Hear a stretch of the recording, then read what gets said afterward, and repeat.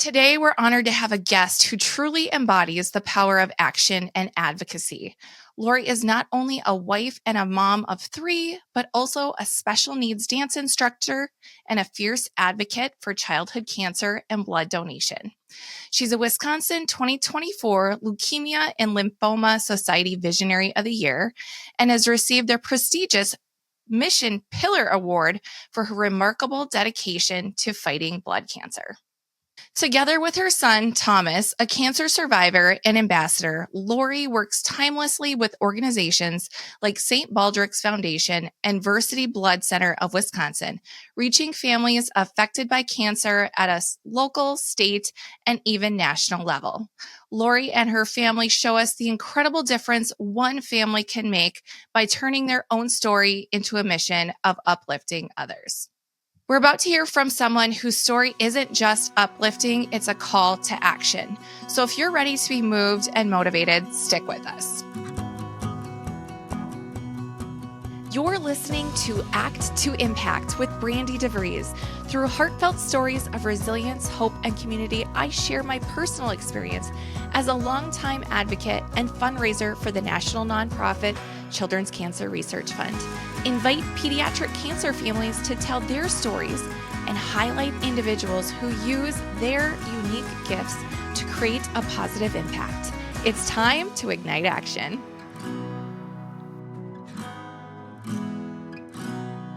Welcome to Act to Impact. I'm Brandi DeVries, and today I'm chatting with a very special guest, Lori. But first, if you're new to the show, and you probably are because this is still a new show, thanks for being here. And if you've heard, in this show, we take action. And my guess is that you're probably here because you're an action taker or you want to learn how to take more action. So before we dive into this episode with Lori, let's pause. Please show me how you take action and click the follow button, like this episode, leave us a 5-star review, or leave a comment. That's going to help us reach more action takers like yourself. So let's dive into this episode. All right. I'm excited to be here with you, Lori. Welcome to Act to Impact. Thank you so much. I'm thrilled to be here as well. Thank you for having me. Yes. Now, we've chatted before. We've done an Instagram live together. What was that? In April of 2024, I think, right? Yeah, there was. So, so it's good to be back with you and on a more permanent platform, I guess, for the podcast. Because Instagram, it was a live and we had some guests join us, but this is this feels a little bit more special, a little more like professional and stuff. So it's very exciting. So I just wanted to share how we became connected initially because you live in Wisconsin, I'm here in Minnesota, but our common connection was pageants and childhood cancer ambassadors. So we're both taking action to make an impact in the childhood cancer area. And obviously your story is a lot more personal than mine. You have a connection to childhood cancer because your son, Thomas, is a survivor. So we're going to start there, I think.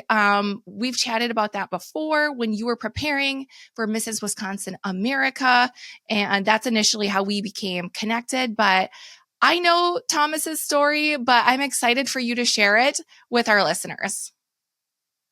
Thank you. So am I.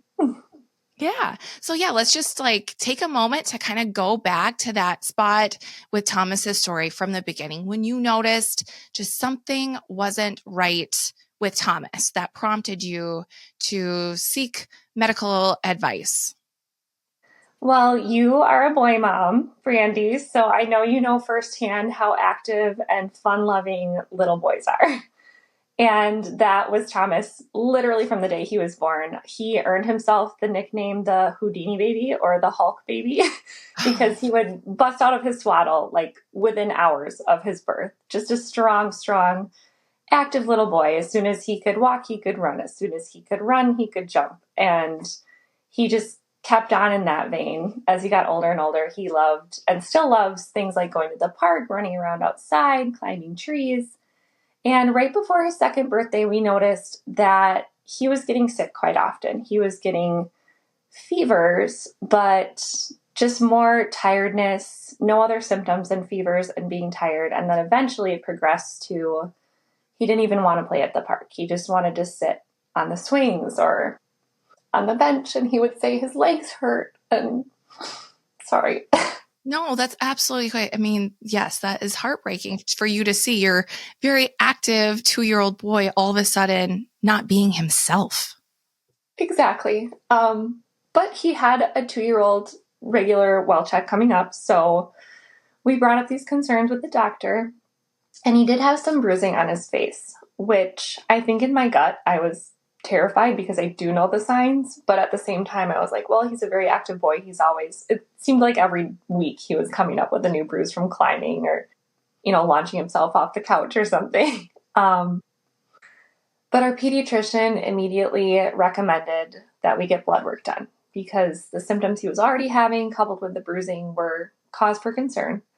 And so we were proactive and did that right away. And within hours, the results came back and showed that he had what are called blast cells in his blood, which are basically cancer cells. So we took him to the hospital right away. We were admitted through Children's Hospital of Wisconsin Emergency Department that day. Wow. And from that point on, your life has changed. Yeah. I mean, it was totally flipped on its head. You're never expecting to hear those words that your child has cancer. Mm-hmm. And in addition to that, we had just had our second child who was barely 3 months old at the time. So suddenly we were admitted to the hospital for an indefinite amount of time. It ended up being 31 days, our first initial stay. And we just had to instantly figure out what's the best treatment option for our son.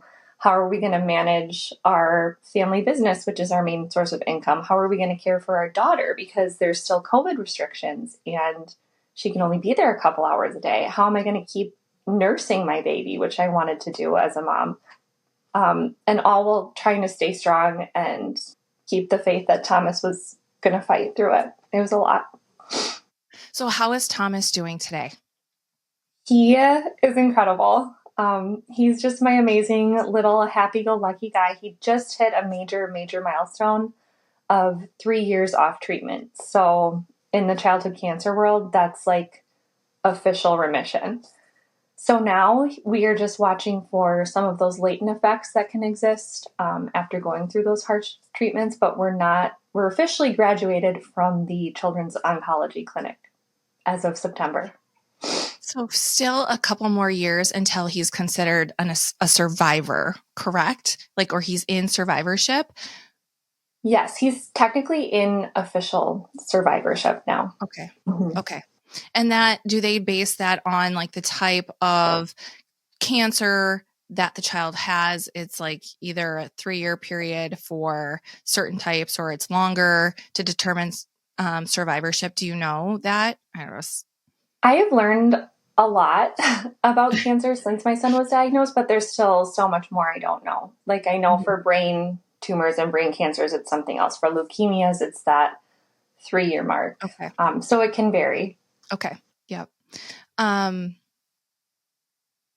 Walk us through some of the treatments then that Thomas had. What did he have to go through during that period of time?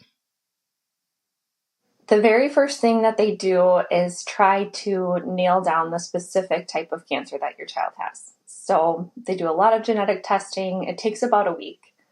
And then after that, they determine if your child is high risk, medium risk, or low risk.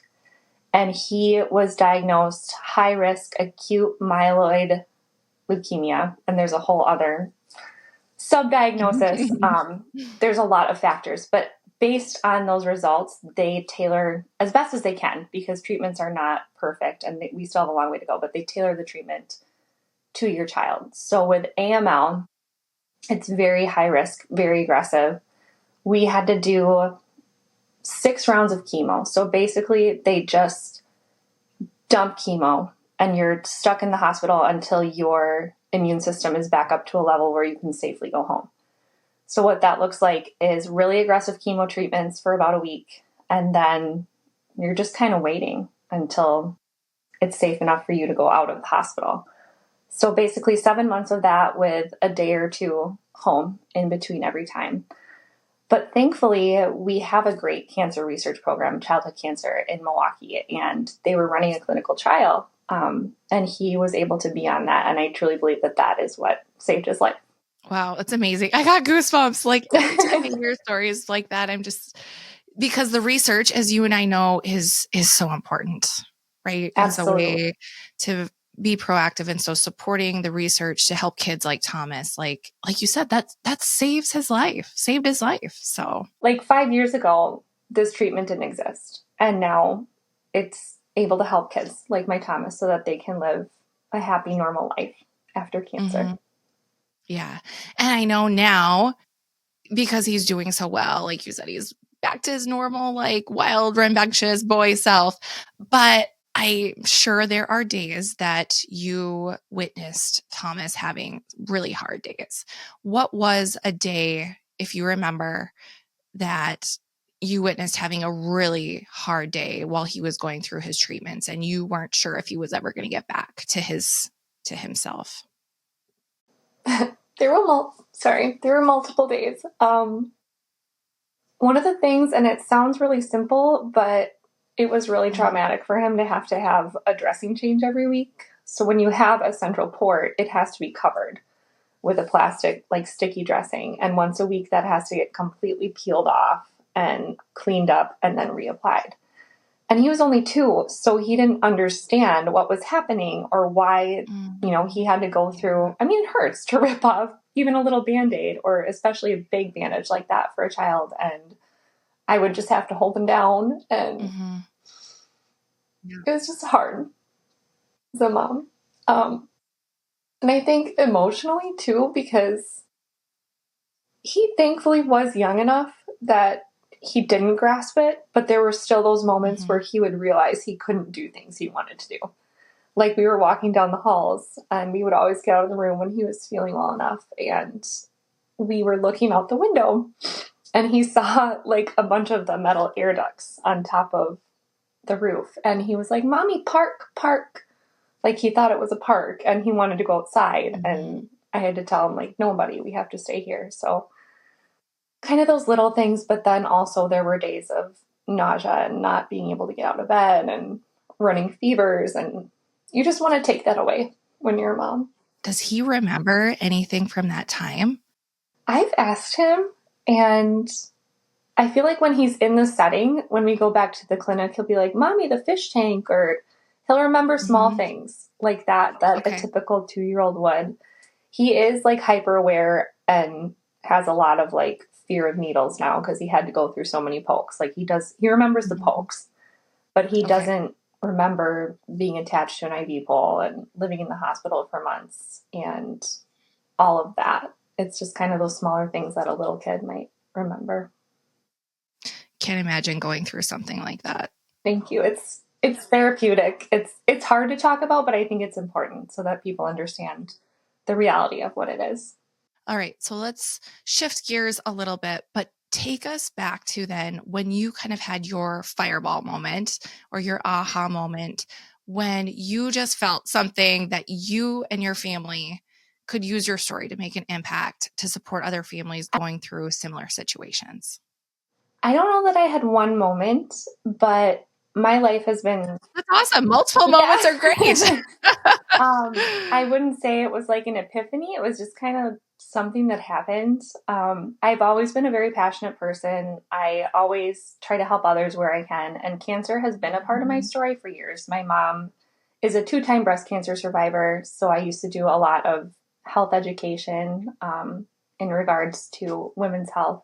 So I always have had that drive to make a difference. And opportunities just started coming. And I felt like if God wanted me to use our story to help others, then I was going to say yes, no matter what. So the first time we were able to contribute was when Thomas was only 2 months into treatment. And the MAC Fund, which is where we were being treated, had a segment on the local news morning show. So they asked us if we would be willing to talk about our experience and how the MAC Fund was helping Thomas. And it's really funny. I can send you the link.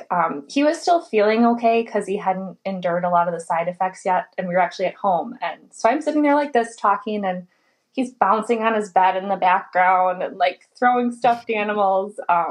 So I think that was good for people to see that this happens to normal kids in everyday life. And then from there, it just kind of spiraled. Versity of the Blood Center reached out. We did an ad campaign with them. We've hosted blood drives. And the more I learn about different ways to help, the more that we try to make an impact.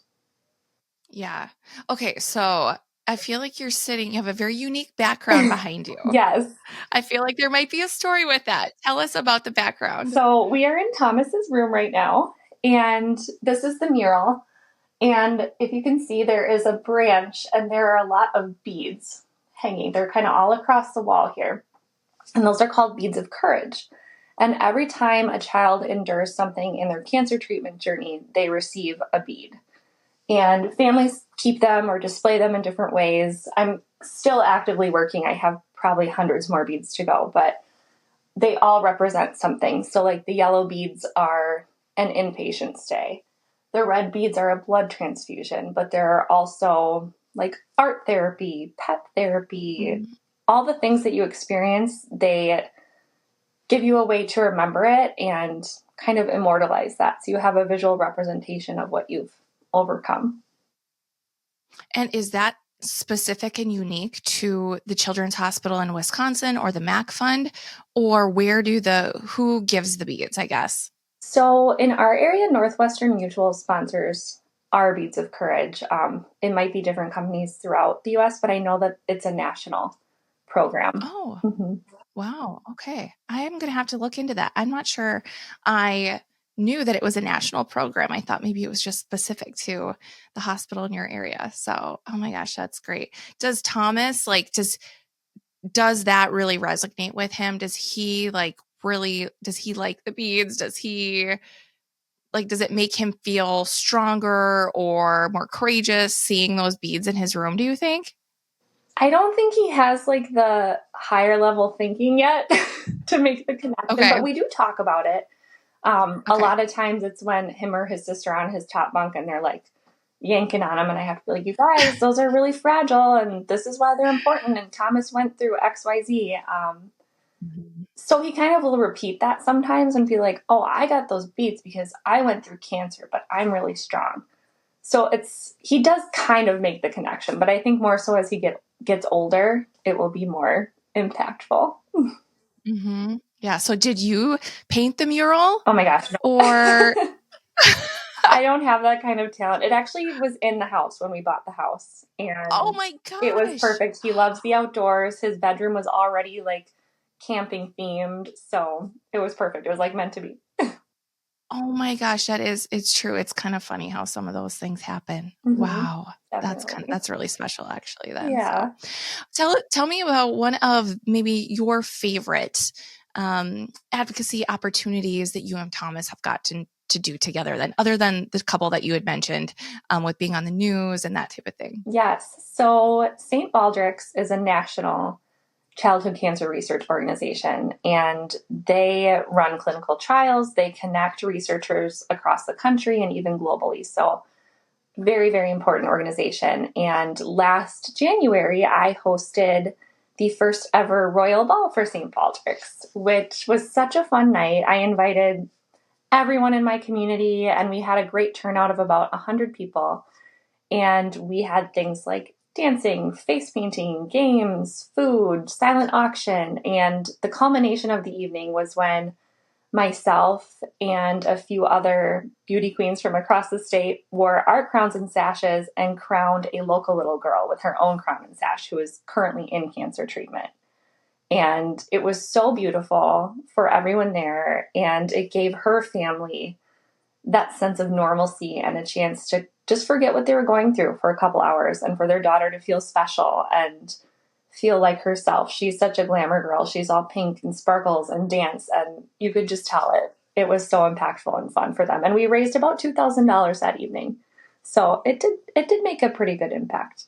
Yeah. And then obviously you had the privilege to be part of the Leukemia and Lymphoma Society Visionary of the Year. So tell me about that. What did you do to raise funds for that? How much did you raise? Yes. So that was a really fun campaign. And you were a big part of that too in supporting me. and getting the word out. And I had 12 weeks to compete with the other visionaries. And it was a blind competition. So you didn't know how much people were raising until the announcement at the gala. And the goal was to win the title by raising the most funds. We did a great job. I had a great team behind me. We raised about $12,000, which was really exciting. The girl who won worked in marketing and raised like $60,000, which was awesome because she had all those connections. And then in addition, they highlight certain individuals that represent some of their pillars of their organization. So I was honored to receive the mission pillar for living my advocacy in my everyday life, which was very exciting. And now this upcoming year for the new class of visionaries, Thomas is going to be, he was asked to be an honored hero. So basically we get to share his story and interact with the candidates and give them that real life connection to show who they're helping with their work. I love that. That was actually going to be another question. Like, okay, what's next for you and Thomas with your advocacy work? Like, what's coming up? So, yes, we have that. And I'm hosting a blood drive in January. I did that last year and it was such an awesome turnout. And I'm having United States of America Mrs. Wisconsin, Stephanie Kramer, as a guest. And she's going to be helping me. We're offering free childcare, crafts, dancing with the kids, because I know for a lot of parents, myself included, childcare is an obstacle to getting out the door and donating blood because you can't sit there with your kids on your lap. So I hope to have a great turnout that way. great. Well, good luck with that. I hope that works out very well as well and you have a good turnout. So, all right. Is there if there's a family or a patient that stands out to you that you've been able to support on their journey, how did you support them? And do you know the impact that you've made with them? The really beautiful thing that we always say is childhood cancer is the best family that you never asked to be a part of. So once you're in the club, you're in the club. And people are so supportive and genuine. And we felt that from so many others.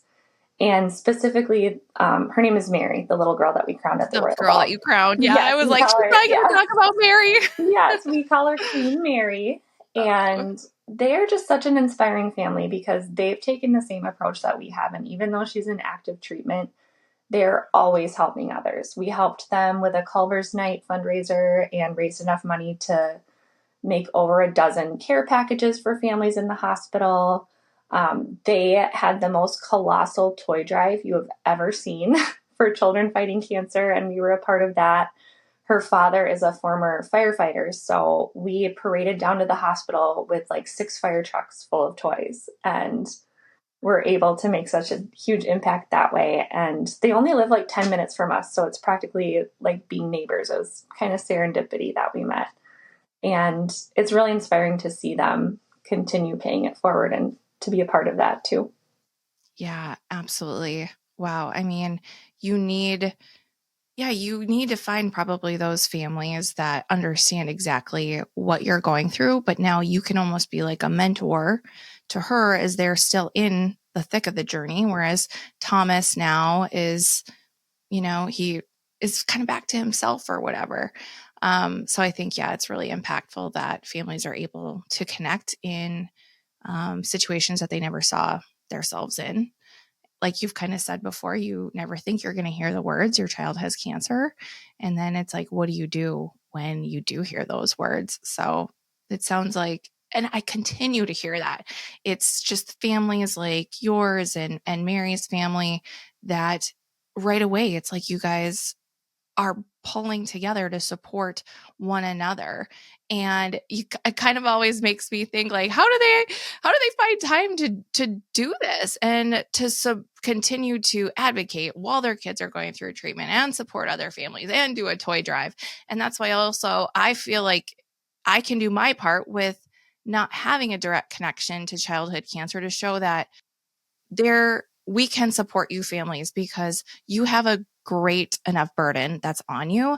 And if people who have gifts and resources and the time to share with pediatric cancer families or to support a toy drive or to deliver a meal or just to be an advocate, it takes a little bit of burden off of the families, is how I feel anyway. So, which is why I do Act to Impact, to share your stories. And hopefully this will inspire other people to support childhood cancer research or a children's hospital. So yeah, that's what it's kind of all about. But you are so incredible. And it takes a really special person to see something in the world that they want to take action on, because I think a lot of people think, well, I'm just one person.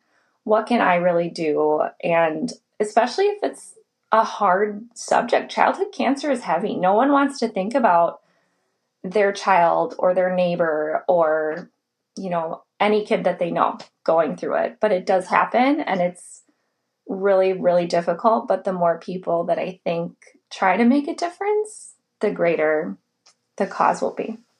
yeah, and you're right. It is so hard to talk about, because even with somebody like you that I know, I feel like, oh, should I ask that question? Is that appropriate? Like, as I don't want to like bring something up that maybe you wouldn't want to talk about, and you want to be sensitive to what's going on.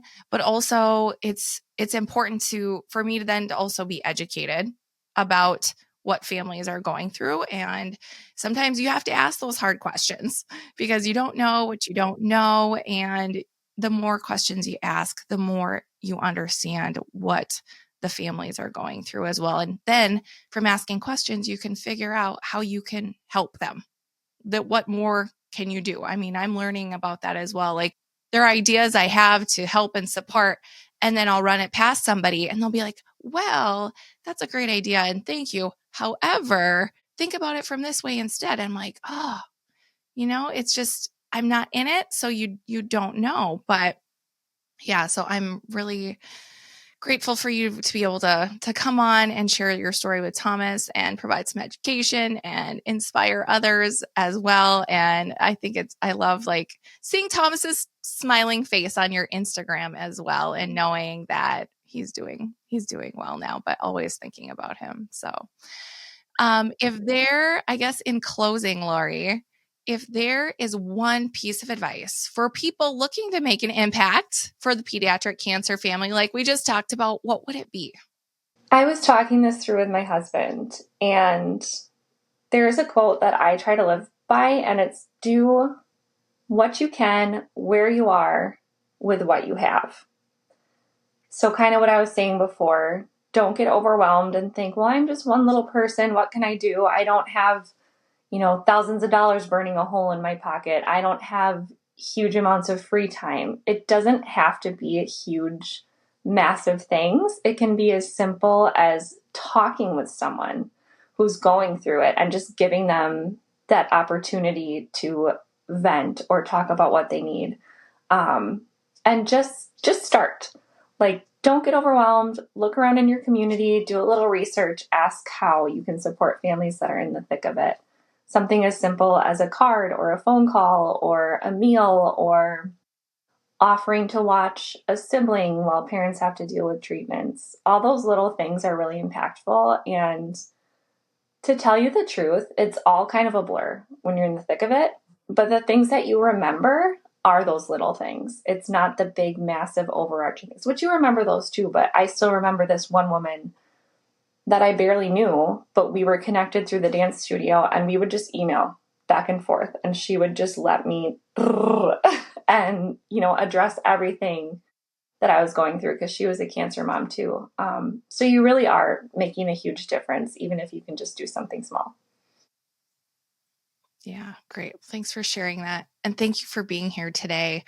If people want to find you online or hear about and keep up on your advocacy, where can they find you and support organizations that you're part of? Yes. So I use my Instagram for a lot of my advocacy and connecting others, because that's actually how we were connected originally. My handle is Cancer Fighting Dancing Queen, which was recommended by my pageant coach because it kind of embodies me as a dance teacher and cancer advocate. And then also on the St. Baldrick's website, Thomas is one of their ambassadors, so you can read a little more about his story and how you can get involved on a national level there too, if you wish. Amazing. Well, thanks again, and continue your advocacy work, and I'll continue to cheer you on, Lori. So whatever it is that you're doing. You too. Thanks for being Thank here. you for embodying, we talk about the sisterhood, and thank you for embodying that and doing all of the amazing work that you do to support not only childhood cancer, but women who are trying to make a difference in the world.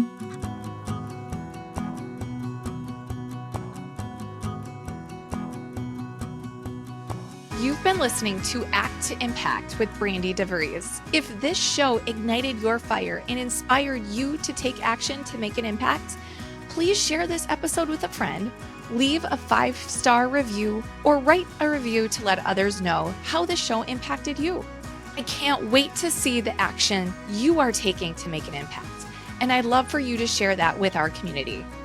Go ahead and tag me on social media as you are out making an impact in the world. Do you have a story to share and want to be a guest on Act to Impact? I'd love to connect with you.